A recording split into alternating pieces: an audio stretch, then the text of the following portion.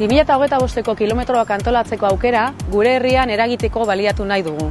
Elkarlana eta euskararen erabilera areagotzeko lan egingo dugu. Lehen helburua, elkarlana, parte hartze soziala, lankidetza.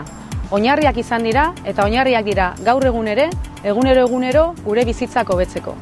Ikastola gisa, kooperatiba gisa, baina baita herri ekimen autoeratu gisa, gure arteko lankidetzan eta parte hartze sozial aktiboan sinesten dugu, eta hori euskaldunon indargune bat den neurrian, balioan jartzea eta sustatzea dagokigu. Bigarren helburua, euskararen erabilera. Kilometroen urtea baliatu nahi dugu euskararen erabilera areagotzeko.